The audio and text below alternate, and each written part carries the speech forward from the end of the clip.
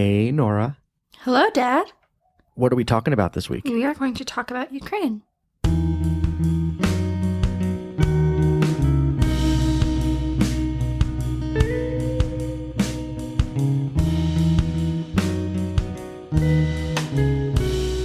Welcome back to the Norah and Dad show. I am, as always, Dad, and with me, I have... Norah. What's happening, Nora?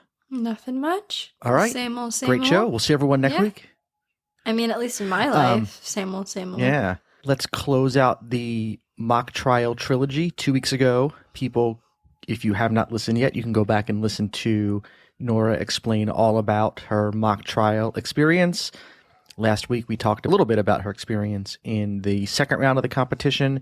Nora, did your team advance to states? Not mine, but one of Lake Ridge's teams advanced to states. The green team, which was the team you were on. That's like the your freshman journey. newie team. Yeah, your journey ended in the second round of the competition. Fair enough. We learned from it.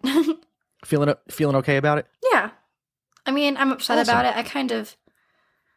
It was expected, and I felt like there wasn't much I could do about it. Like, I did the best I could have, so it's out of my hands now. Out of your hands.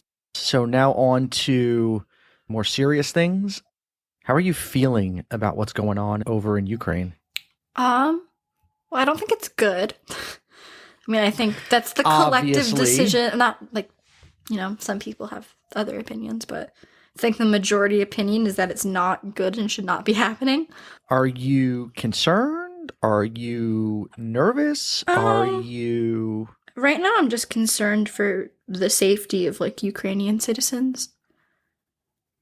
Just, it's not, as of right now, of course, it's affecting the U.S., but it's not, we're not being attacked. We're not the ones who need to, fear for our safety. We need to make sure that the other people who are, actively facing war are safe. So I grew up in the height of the Cold War. Do you know what the Cold War is? I did not get that far in history, but I know it's Russia and us, right? Yeah, it's after World War II when Russia took over Eastern Europe and the U.S., along with NATO, was controlling is not the right word, but was maintaining peace in Western Europe. And the Cold War was essentially an ongoing war that lasted for 60 or so years between the U.S. and the Soviet Union, but there were no battles fought. We lived in constant tension and fear of there just being a nuclear war between the two countries and all life on Earth being wiped out with the push of a button. And you have not known any of that. You were born in 2006. Russia was the Soviet Union was over. They were ostensibly a democracy, although not really. And you just don't know a time in your life when Russia was the big bad enemy of the United States. No. And so it's interesting now that all of a sudden, Russia's back in play as this awful, evil thing that now we have to worry about with Putin talking about nuclear weapons and other things. No, about Russia being a democracy, they're like a fake democracy, I think is the legitimate term for it. Because I remember learning about this in history beginning of the year. There was some year when he got 102% of the votes. Just because all of the votes are fake. Not all of them, but... I think when the Soviet Union first broke apart, they elected a president. How free and fair the election was, I'm not sure we'll ever know, and we certainly have our doubts. Clearly, Putin is, while he was, the listeners can't see my air quotes, but while he was certainly elected into his role in Russia, it certainly was not what you would call a free and fair election. And I'm encouraged by the fact that we're seeing, I think I saw today, there were something like 6,000 people arrested, I think in St. Petersburg, which is one of the larger cities in Russia, for protesting the war. I'm encouraged that the Russian citizens are speaking out against what's going on. I'm not sure if you're a Russian citizen, that's the smartest thing to do. I think it's not a war between Ukraine and Russia. It's a war between Putin and Ukraine.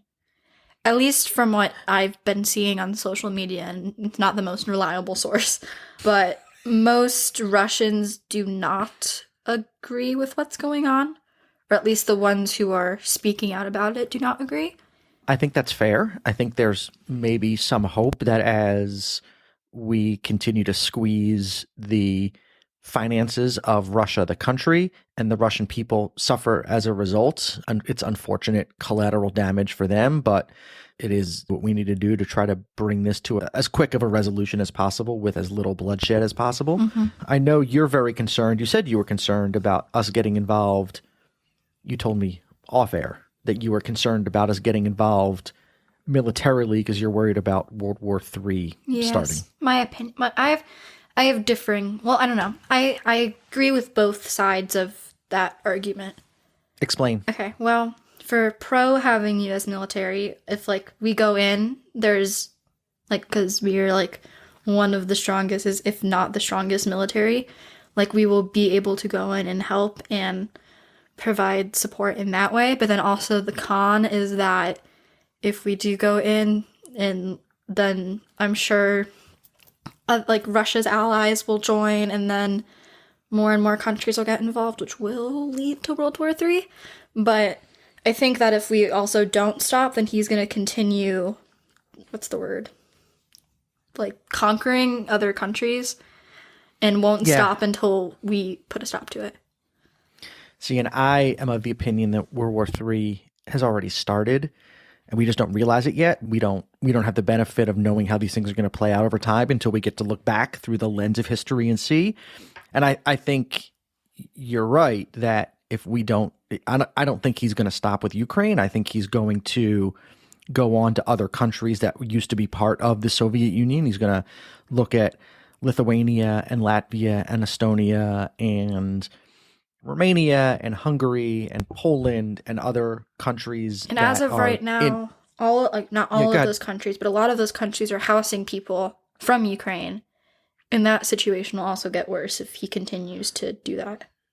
Correct. The refugee crisis, I mean, they're going to have to go somewhere if they don't want to live under Russian rule, so they will just keep moving west, and the refugee crisis will get significantly worse than it already is. I think today, we're recording on Sunday, I think so far 120,000 Ukrainians have left Ukraine for bordering countries. And yeah, if he moves into bordering countries and they have nowhere else to go, those Ukrainians plus the Latvians or Lithuanians or whoever are going to have to go elsewhere.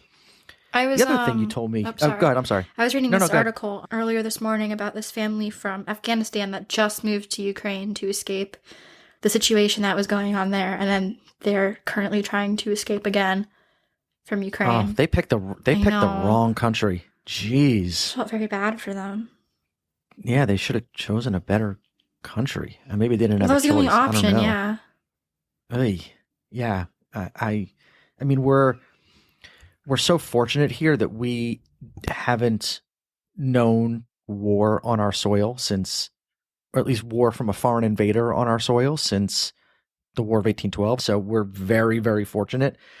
This is the first war in Europe we've had since World War II, right? And so this is all new for us. I don't know. I've never experienced any other war, so I don't really. Yeah, it's have much of a but I mean, there was. to... I mean, we were fighting over in like Afghanistan and fighting over in Iraq, and we were fighting over, so we had those wars were going on in your lifetime. I don't really think I had the knowledge to be able to comprehend what was going on in those situations. Oh, because you were too young. Yeah, or just didn't have a good grasp on like world history. Unlike worldly affairs. Honors history student Norah at 15. Well, I'm still not that knowledgeable. I just think I have a better grasp on it than I would have. Like, if this was happening 2 years ago, I don't think I would have been as informed about it as I am now. The other thing you told me that I thought was really interesting, and I don't think, for what it's worth, even if we got involved in World War III, I don't think we'd ever reinstitute the draft. I don't think, because I think we have enough people in the military right now to serve. But you said that you think there's only 30% of people of draft eligible age would even be able to serve because of it's mostly our current mental health crisis. Issues. Yeah.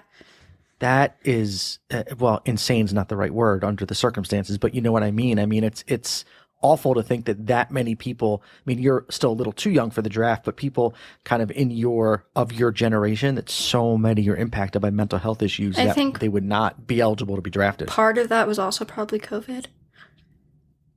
Like COVID, like Yeah, made the mental or health issues also worse. I think it might be generational. Like parents may have had mental health issues but weren't diagnosed for it, and then now their kids are having that, but they are being diagnosed. That's just something I'm like pulling out of my butt. I don't know if that's, accurate, but just because it's become less of a taboo topic, I think it's easier to get help for it. Like, because obviously there's different severities of mental health, and normally I think, previously it was only in like really severe cases where people got help, but I think it's a more common thing to get help, even if it's not like as severe as it may have been before. Yeah. So I think that probably also impacts that. I'm not sure, other than talking about it and sending our moral support over to Ukraine, I'm not sure what else we can do. I'll find some relief organizations I can put in the show notes if people are thinking or looking for ways to help. There's lots of fundraisers going on right Yeah, now. get money and resources over to people in Ukraine. Obviously, we send them our best. What they're going through, I can't imagine. It's unfathomable to me in 2022 that we are talking about one European country invading another European country. War to me makes no sense in general. Anyway, I don't understand why people fight over land and places, and it just to me it's just stupid. I never understood Because it's a power thing. I know, and Putin's Everyone nuts, wants power. and I know, but it just, to me, it doesn't. I don't want power. I don't want power either, but when you're president of somewhere, you want power. I'm happy with the little fiefdom of control I have here. Like I don't even have power in my own home. So No comment. you see, I don't even have power in my own home. So how am I supposed to have power like out? Whatever. But we'll put some resources or some information in the show notes for people that are looking for ways to contribute. Obviously, we send our thoughts and prayers over to people in Ukraine. They continue to hold strong, and who knows? We're recording this on Sunday, and by the time this drops on Tuesday, the country may have fallen. And I certainly hope they continue to hold strong against the Russian army, and they stick it up Putin's butt. That's what I hope. Mm-hmm. And I hope you never have to. I hope we, but particularly you, never have to like experience the horrors of war that these people are. I just can't imagine families being separated. The men have to stay behind, children leaving their dads behind as they get on a train to go to a foreign country, not knowing if they're ever going to see their dad again, and people who've never shot a gun before being trained how to fire a gun to defend their country. To me, it's just unfathomable, and it's all really just for nothing other than the whims of a lunatic that's in charge of Russia. So with that, unless you have anything to add, I'm going to close it out for the week. Anything you want to say? I think you covered it. All right. Thanks, everyone, for listening. Nora, where can people find you? You can find me at Nora Marie Music. Anywhere you can think of on social media. You can find me at John Hyman. You can find us at norahanddadshow.buzzsprout.com. You can email us, norahanddadshow@gmail.com, for comments, questions, suggestions for a future episode. And otherwise, we will see everyone next week. Cheers. Love you, Nora. Love you too.